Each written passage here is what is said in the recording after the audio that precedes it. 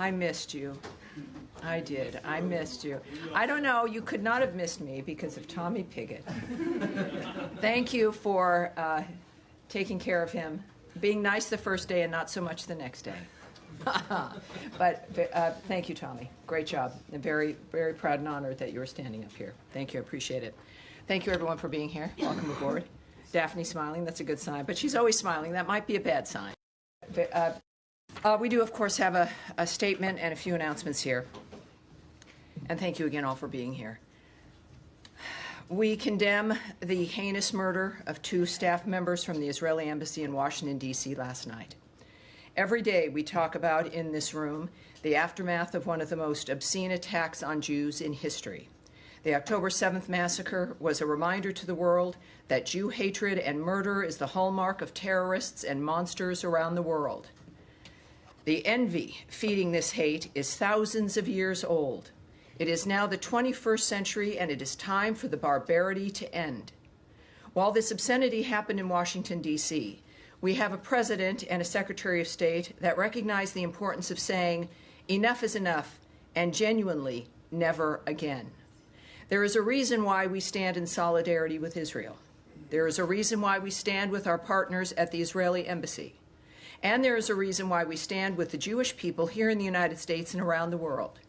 Because America has a history of not allowing the monsters among us to destroy life, the future, and everything that matters. The Department of State's Diplomatic Security Service is providing ongoing support to the D.C. Metropolitan Police Department and their investigation of this incident and coordinating with other federal and local law enforcement partners. As Secretary Marco Rubio has said, make no mistake, we will track down those responsible and bring them to justice. Our prayers go out to their loved ones. Sarah Milgram and Yaron Lashinsky.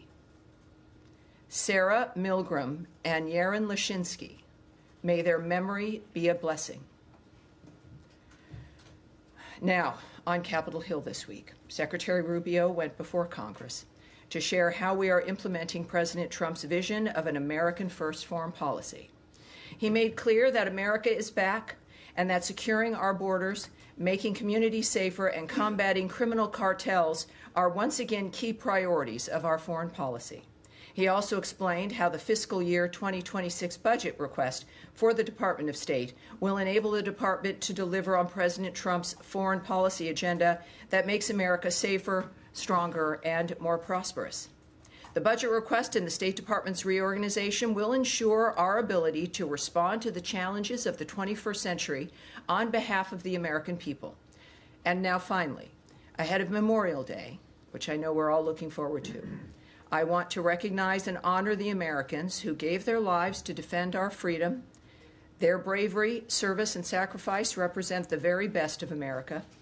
The heroes of this country would have preferred long, enjoyable, quiet lives, but instead they answered the call when we needed them the most. Every day that we simply enjoy is due to the sacrifice of the men and women who died on the field. We will never forget those who've given all to defend our country, our way of life, and the American people. God bless all who have served and are serving our nation. And now, ready for your questions. Daphne, yes, ma'am. Following the shooting last night, are U.S. embassies on any sort of special alert or thinking about any change in posture? I can't speak to security measures that are being implemented or being discussed or decided upon. What I did note in my topper is that, in fact, we are working certainly with the D.C. Metropolitan Police and the security of this building, of American diplomats, of diplomats throughout this city is of paramount importance to the United States of America. We act on that every single day, and certainly we're continuing to do that today and in the days that come as well. And has Secretary Rubio had any conversations with Israeli officials or the Israeli ambassador today? I can't remark on the specifics of any conversations that have been had, but I know that, of course, you've seen his messages, the tweets, and of course we will hear, no doubt, again soon about the nature of what's transpiring. But I can tell you that He is, as all of us are, is heartbroken. We're all affected by this. It is something we deal with, in a sense, of course, every day. This administration, the secretary's work, the president's work, and often I don't know how they do it. I have maybe 40, 45 minutes with you guys twice a week, and these are issues that are existential all the time. And I know that, again, my work is made easier because I know the people running this country care about life and about the condition of our lives. And so that's the most I can say, separate from certainly specifics of who they're speaking with. All right. Yes, Andrea Mitchell. Hi, thank you very much. A couple of questions about South Africa and also, if you don't mind. In South Africa, the State Department is empowered legally with deciding when a genocide exists. Has there been an investigation that supports any such contention? Because there is no credible evidence from any authority on the ground there, in their government, in NGOs, or elsewhere that we can find to support an allegation of genocide, that white farmers are at all as disadvantaged as the crime wave there that is a problem against blacks in much greater numbers, and proportionally even greater numbers than whites. The fact checkers have shown that the white crosses were put up as a protest against the criminal movement and against the death of the farmers. The crosses and the burial were all part of a protest against the criminality, not as described. So what information was given to the White House, if any, by the State Department, by the experts in the field, to support what was described as an ambush widely around the world of a South African visitor who had a celebrated background as a leader of a biracial government and someone who was jailed with Mandela and who has been one of the civic leaders of a new South Africa, as troubled as their history has been, as troubled as their current situation is? Well, I would say that, as we all knew, of course, the president has been very vocal about his concern about the violence, the nature of what's been transpiring in South Africa. The president did not come to the United States of America unaware of the position and the posture of the president and of the Secretary of State and of his administration. So I would argue against very much that there was some kind of an ambush. South Africa also has been facing a dynamic where there's been regular criticism, ranging from not just the collapse in some ways when it comes to the violence in civil society, but then the referral of Israel with the ICJ for the issues of genocide while ignoring Hamas, cozying up to Iran, the general choices that they've made. In the meantime, also, of passing a law that has allowed them to take property, to possess property of white Afrikaner farmers with no reason. One element is equity.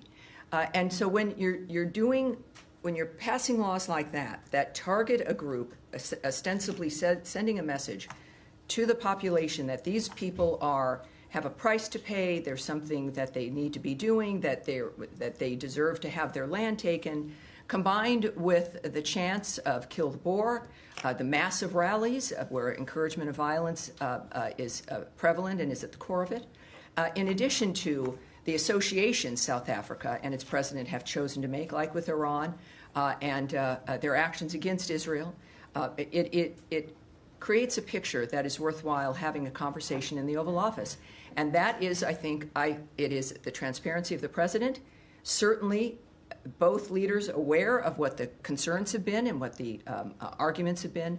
So I don't think President Ramaphosa was somehow surprised or shocked at the fact that we have an honest man who's in the White House who's spoken and continued to speak about violence and the trajectory of South Africa. Well, what I'm just suggesting is that the facts matter with the credibility of the president, and that as it was explained in the Oval Office, and it has been explained elsewhere, that is a minority party, a protest party that is legally permissible, but that the white agricultural minister said in the Oval Office, that's why we joined the coalition, to make sure that they didn't get into the parliament, that they don't have power. They've been, Well, in the nature of the weeds of something like that, where that individual, you saw also the larger video of the thousands and thousands of individuals in a stadium framework. And I think that what Americans in the world and what South Africans see is a movement and an attitude that is not only not punished, but reinforced, but Andrea, reinforced with a law that says, oh, those people that you're calling to have be killed, yeah, let's take their land. Who does that? Who does that in the midst of that environment? And I think that when we think about, I'm not certainly going to get ahead of the president. President Trump is someone that the world knows, says what he thinks and acts on what he thinks. But I think that it was very clear, and he's been clear, as has the secretary, about the problems with South Africa, the nature of the signals that it sends, the quality or lack thereof of life, the fact that we have taken in refugees, very basic standard of looking for asylum. They've met that standard, and it's more than just complaining. It is about acting and finding an element where we can make a difference for those people. Taking of the land, first of all, it's with judicial review when it has happened. It's not. Now, let me correct you right there, Andrea, and then I'm going to move on. This particular law they tout has not even been implemented yet. That's correct. So it's not about judicial review. The law, if you have a judicial review of a law that says there is no standard, well, then you'll have judicial review of no standard. But they have not taken the land. All right, but this, and it is in part, I would argue, because of the global attention that has been placed on them because of President Donald Trump's attitude, his comments, and bringing attention to that framework in general. That is why that hasn't been acted on. And we'll move on. No, but I think I've been clear. Yes, Matt, I think you have probably something to say. Tammy, let me just... Andrea, you've had 4 questions. I've answered them. You've asked in depth. We are going to move on. Yes, sir. I'm sure others might have the same sort of question. Thanks. Yes, sir. Thanks, Tammy. 2, I think, should be quick ones on sanctions. 1, can you just explain the discrepancy or apparent discrepancy between what Secretary Rubio tweeted last night on Venezuela sanctions and what Special Envoy Grinnell said? The Secretary saying that the Chevron waiver would not be extended, and Special Envoy Grinnell saying it would be. And then just secondly, on Syria sanctions. Sure. Just what's the status of the relief that the President promised last week? Thank you. Well, I can tell you that the Secretary he put up a tweet making it clear where we stand on Chevron, which is a license which is due to expire in May. And what I will speak to is not what others have said, but certainly the people who are in charge of the nature of what we're doing, and that is Secretary Rubio, making it clear that that license is going to expire. And so that's what I take my lead from is his remarks in that regard. So there's no confusion. I think many people on every issue can have a lot of opinions, but I think clearly who we look to are the people who have the power to have the impact and who make the decision. And of course, this is at the direction of President Trump as well. About Syria. Yes, it was a very exciting moment. I was in Riyadh and in the building when President Trump announced that he was lifting the sanctions on Syria. That is something that we've discussed, and many people have wondered when that would occur. And clearly the President decided now was the time. And I do know that, of course, there's a team of people who immediately started working on that, who are working on it now. There is, of course, it's worth noting that the President has some powers in the nature of what can get done, but sanctions are administered through different departments in this country. So his was a message, and certainly the order to reverse our dynamic, to remove the sanctions, which involves departments like the Treasury Department. So it is a process that will take some time, but as we know with the Trump administration, that they've sped up the train a bit. And they understand the importance of getting things done quickly, and that is the intention of getting things done quickly as they take the order from the President from that afternoon. And we're working on it. It's been a week. But I do think, because of not just the urgency, but they understand the urgency, but of the recognition of this administration, the government as a whole, of how the President works, that things have to happen and should happen as quickly as possible. So all I can say is, without a specific date, is it will be done quickly, and certainly more quickly than we're used to. Thanks. All right. Yes, ma'am. Can we go to Gaza? Sure. Secretary Rubio said in one of his hearings on the Hill that he had met with the World Food Programme in Rome. I just want to get clarity on whether this means that the current U.S. policy is for the UN's leading food organization is like that they will remain the main food provider for Gaza, hence his meeting with them, or whether that... You're reading an awful lot into a meeting. It would be good to that get you've heard more about. Detail on it. Sure. Given there's a lot of reporting on heated conversations between humanitarian aid organizations, discussion over this new Gaza Humanitarian Foundation, and I've got one more after that. Sure. Well, Secretary Rubio visited with Cindy McCain, who leads that program. And he doesn't visit personally to shut something down. It was, from what I know, a very good meeting. I cannot share the details with you, as you might imagine, but I think that regularly we should view the nature, and certainly after the rhetoric the Secretary has used and the actions that the State Department has implemented when it comes to our continuing commitment to life-saving aid around the world, and certainly food aid, is that I would have expected, since her office is in our embassy at the Holy See, that is a meeting that should have taken place and did take place. And I'm looking forward to the nature of that kind of a conversation and what can come from it.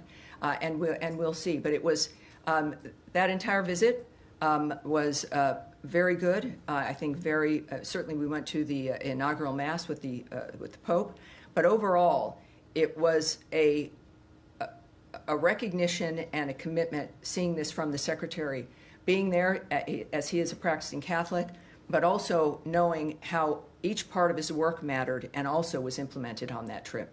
The nature of what the importance of Italy, the importance of the Vatican, the importance of faith, and the nature of his work in the process. And of course, that meeting was part of that work. So it's just part of looking at options? I'm not going to speculate or guess. I'm a little psychic, but not enough for that to answer that specifically. A little psychic, but, So what can you? well, nothing you want to know.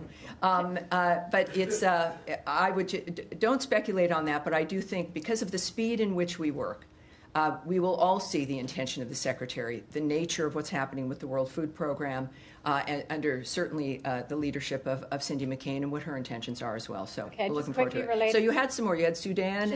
Just one on Gaza as well. Well, Gaza, yes. Gaza Humanitarian Foundation. Sure.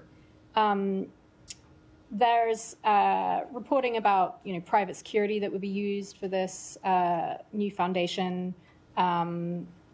I just want to understand if this administration is okay with private security personnel for a foundation like that, presumably of which they'll be armed, going into Gaza, and presumably some of the personnel for that private security would be American citizens. Just want to understand. Well, presumably, watch out when you use the word presumably.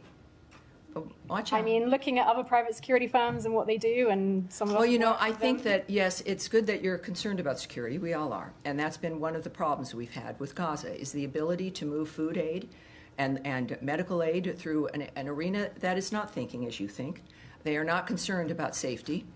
It is about terrorists who've been keeping food aid and medical aid from the people of Gaza, and that has impacted our ability to move all that aid, the aid that we've wanted to move through, that we would do only when it was safe to do so.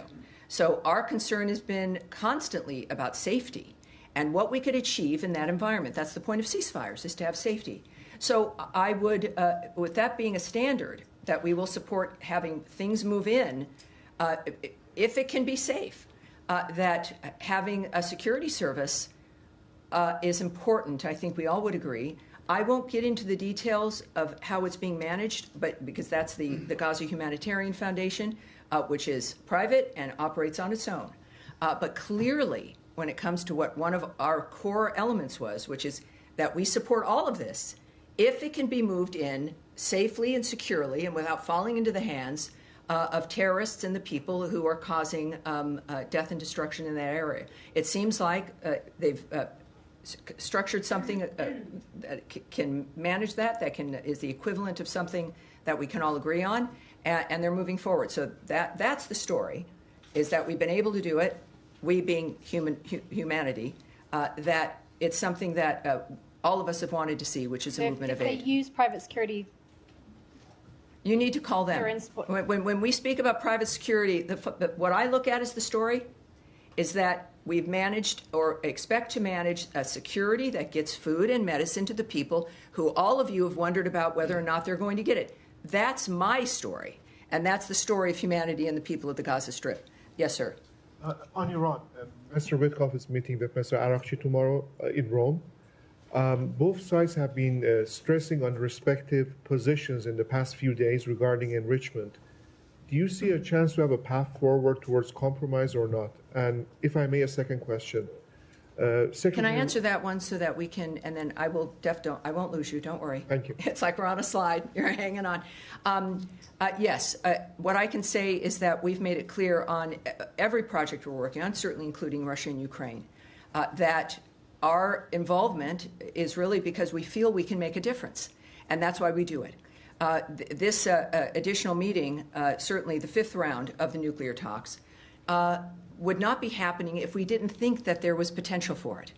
And so I would say that clearly we believe that we are going to succeed. We've also been very clear on some basic things, like they're not going to have a nuclear weapon. They've been very clear, most of our leaders have been, who have spoken on it, that this is about no enrichment, and the Iranians are at that table. So they also understand what our position is, and they continue to go. So we feel something's good enough for us to continue this work.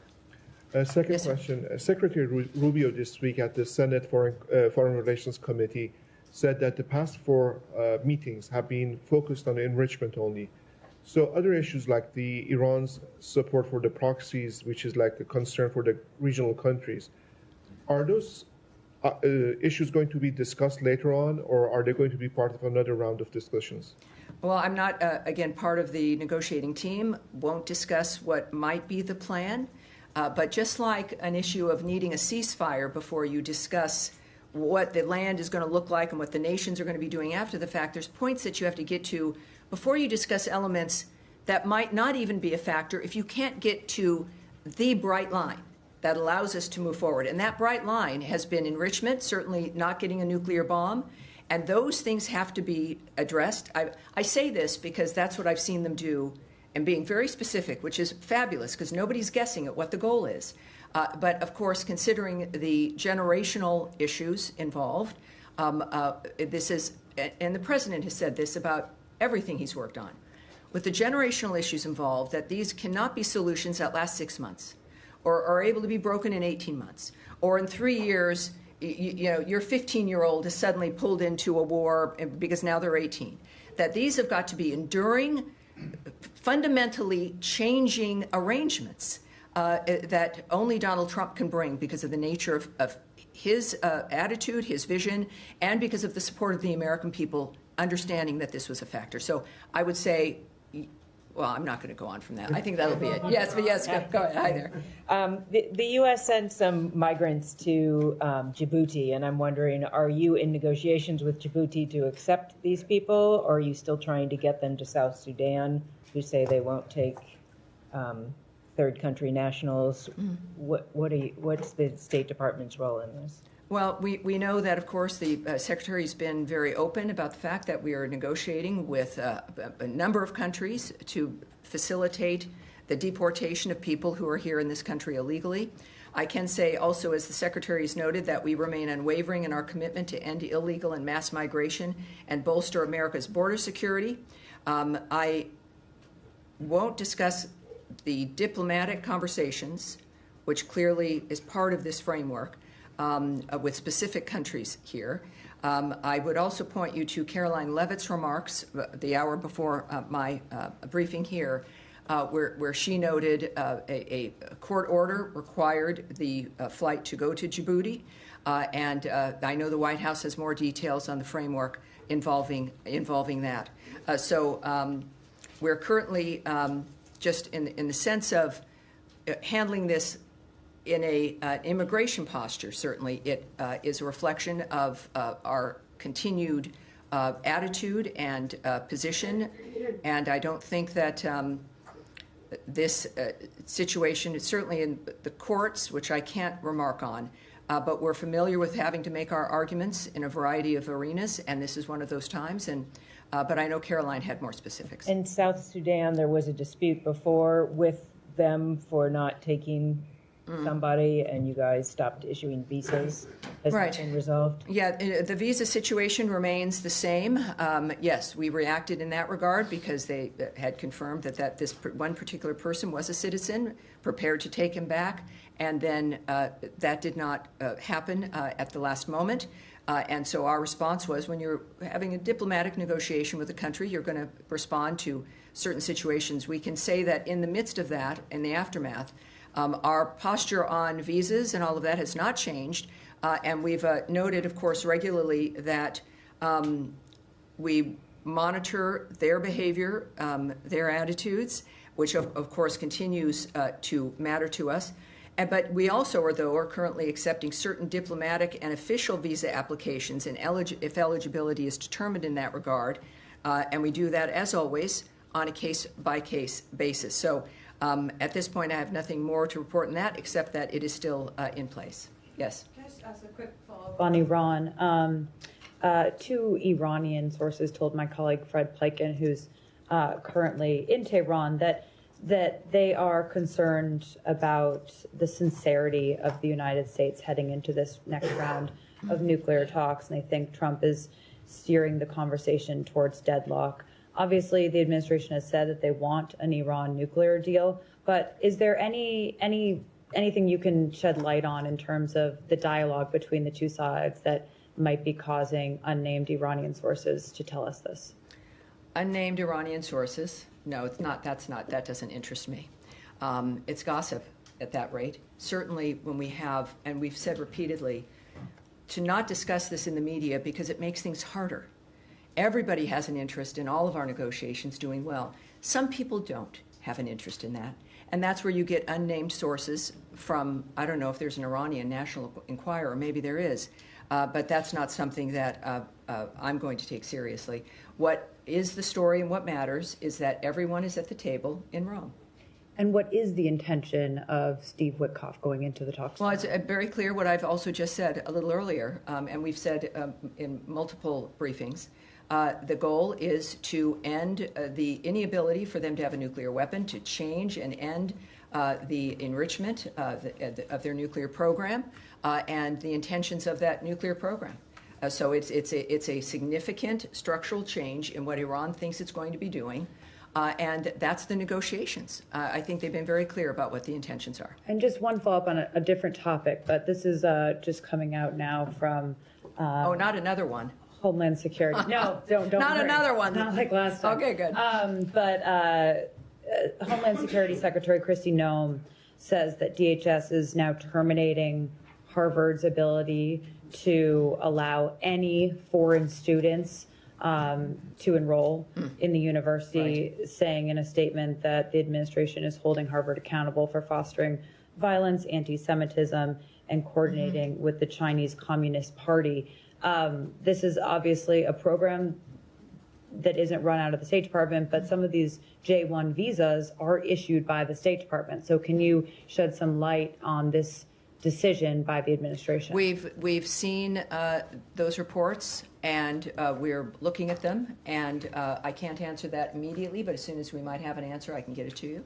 I'm sure that when we get our answer, we'll get it to everybody. But yeah, so I've seen those reports, and I would also refer you, of course, to DHS and to Secretary Noem, who might have more details, more answers for you. Saeed, nice to see you again. I hope it's nice to see you. I appreciate it. Okay. Yes, sir. Two quick follow-ups. One on Andrea. Yes. On South Africa, and then one on Gaza. Sure. On South Africa, you said that the president was also influenced by what South Africa has done in terms of referring, its role. Well, I said we all have been. We all have been. Yes. Yeah. Well, its role with the ICC. Yes. Just to clarify that. So he was, because South Africa referred Israel to the ICC? Well, I did not say for a specific event that influenced him. I don't speak, you know, President Trump is a very clear man. No one has to wonder his position. But I think for all of us who've been looking at the condition of South Africa, it's never just one thing, is it?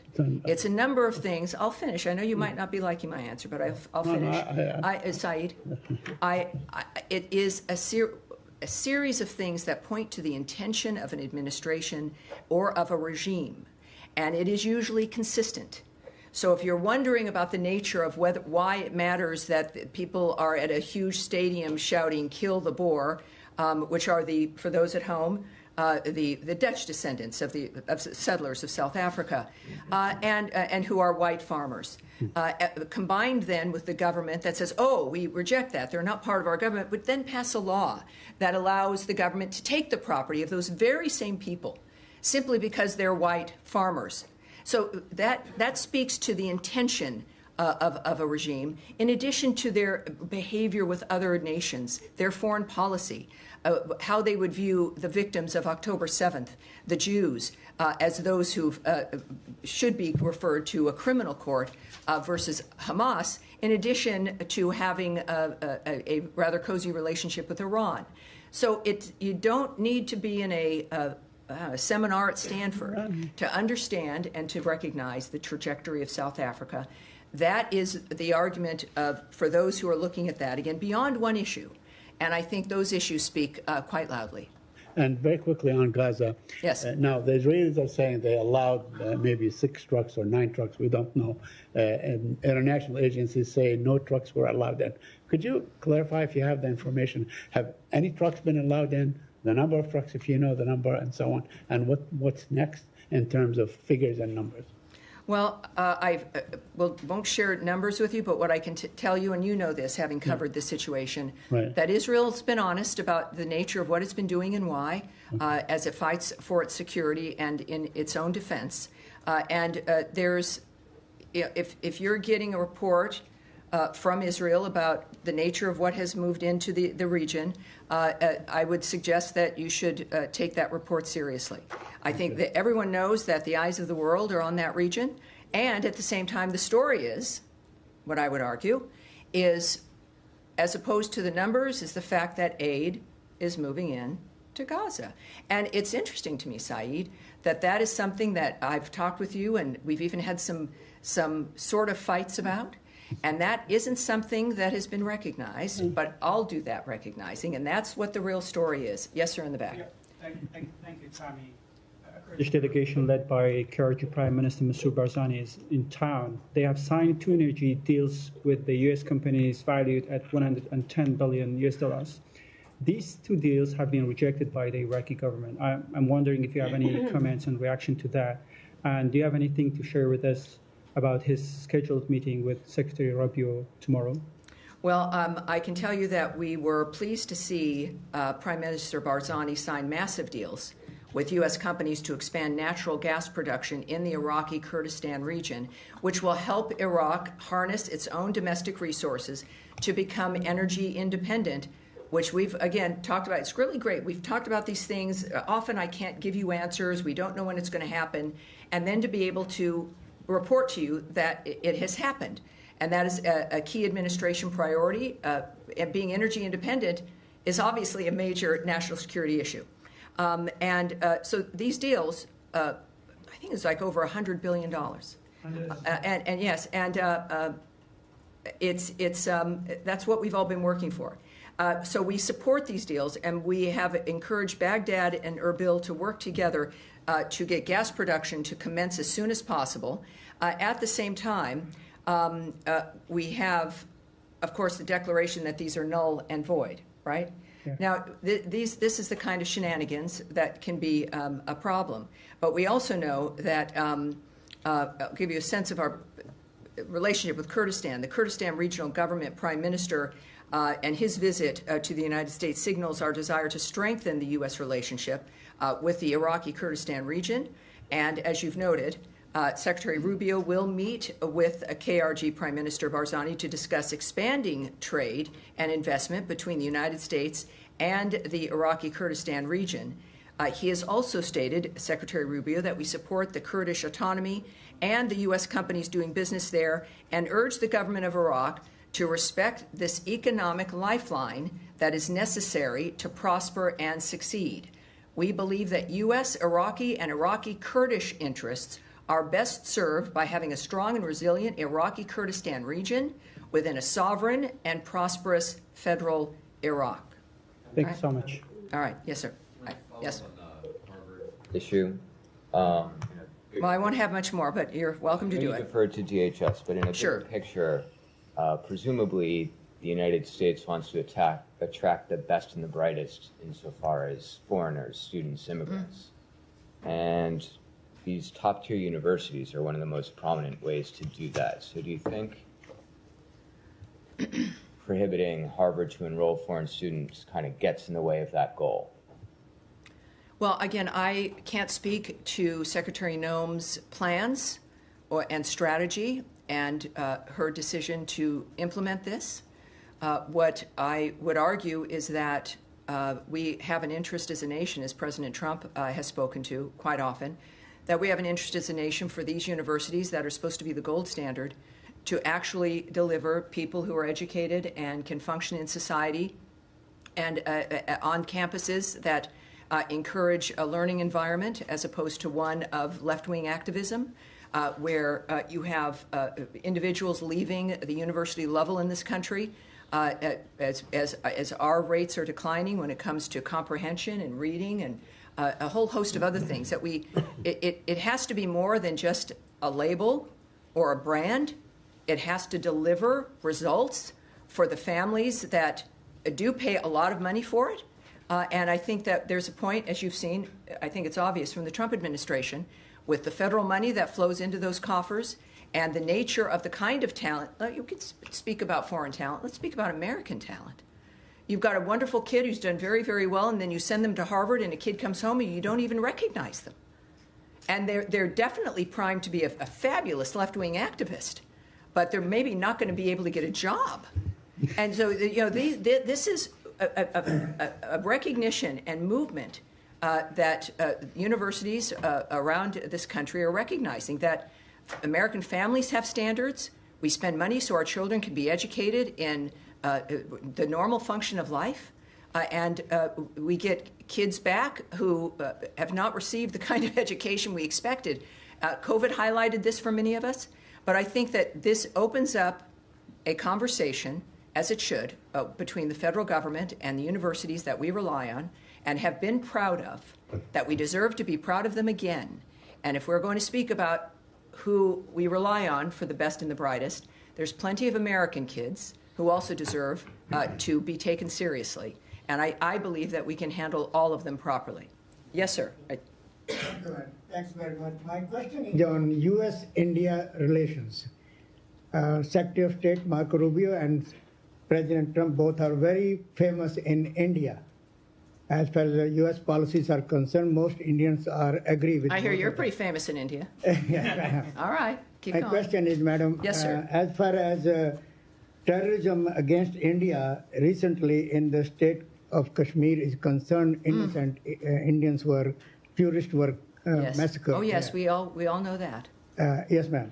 My question is that as far as talking with Pakistan is concerned, India's Prime Minister, Mr. Narendra Modi, and also Foreign Minister, Mr. Jaishankar, which both met with the Secretary Rubio and President. What they are saying is that as long as terrorism is continue against India, what they said by Pakistan supporters inside, that they have training centers inside Pakistan. Well, here's what I can say, and this is, and I understand your point, and what has been a generational concern about violence and terrorism in that region, certainly with the troubles between India and Pakistan, is that there is a ceasefire. Obviously, we know that we're very close to a full-scale war erupting.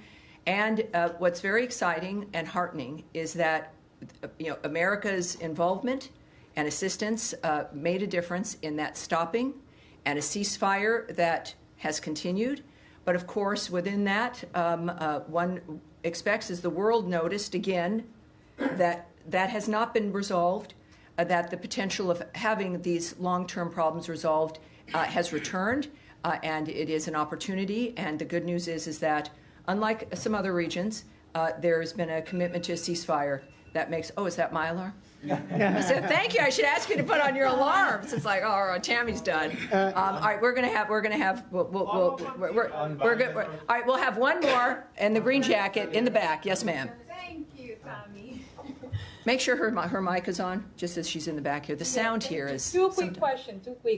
Do you have any update on the peace deal agreement between Rwanda and the Democratic Republic of Congo, when we will see this peace deal signed? And also, can you tell us if both President Ramaphosa of South Africa and President Trump finally managed to overcome the difference, and we will see United States and South Africa working together? Well, I'll answer that one first. I think the meeting with the South African president in the Oval Office speaks to President Trump's generosity. And the fact that any leader feels comfortable going to meet him, even with difficult conversations, and sometimes the problems that happen between two nations with different attitudes. So the fact that it's President Trump means, of course, there's always hope. It means, of course, there'll always be something for the future. And speaking of the DRC and Rwanda, another very good example of something that has been a generational issue, that we are, again, it's a long process, but they are taking the steps that we've asked of them to take, and that's also very promising. We can look for an update when it comes to what the new dates are and what else is expected, but what I can tell you is that that continues. Another great change and dynamic. Sometimes, though, people forget and don't continue to ask, and I appreciate that you did, because there isn't any drama, because that things are changing for the better. So it causes less news, right? There's less interest, but it's worth following up as we watch these particular issues resolve. As, of course, the news is taken up by other issues.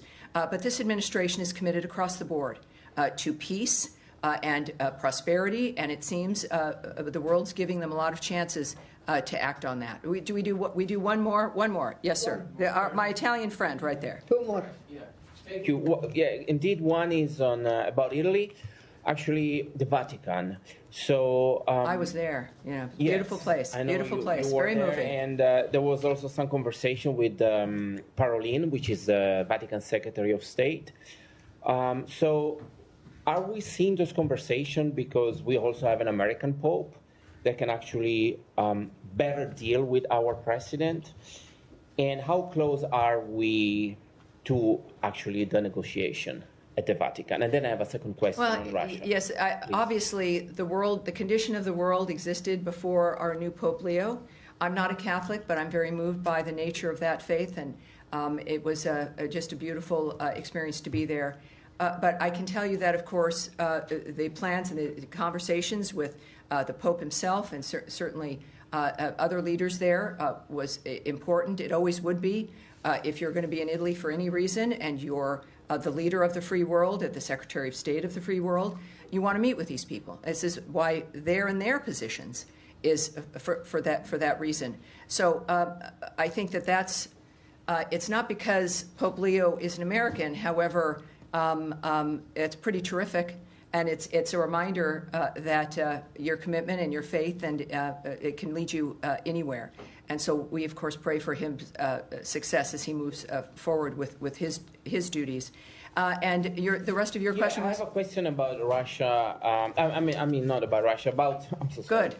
About the different approach they were seeing from this administration when it comes to diplomacy. We saw with yesterday with the South African, and then with Zelensky. Well, and I think you're seeing. I would go as this will be the last answer here. Is that we're seeing different envoys, different styles, ambassadors, the Secretary of State, the President on the phone, because you have to do that when you're not simply setting up meetings every 3, 4, or 6 weeks. That you're having meetings to make specific steps and have specific progress and deadlines because you're a business person and you know what's possible, or you know humanity and you know it's possible. When he says we need to have new ideas for Gaza, as an example, he really means that for everything, for how we conduct diplomacy. The Secretary, of course, is on board with that. It's natural for him.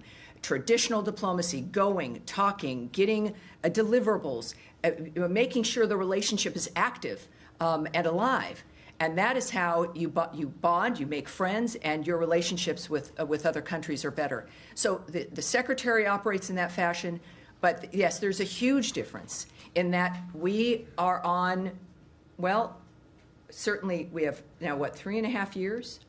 You have people who want to make a difference. It's not just having fun in an office. It's changing people's lives for an endurable period of time, so that we, our generation, I'm seeing some younger people in this room, of course, always, but for our generation, my generation, that we can think we did everything we could and have had some success in making things better. That's the Trump administration. That will be its legacy, and it's an honor to be here. And thank you all very much. I appreciate it. I'll see you on what is today?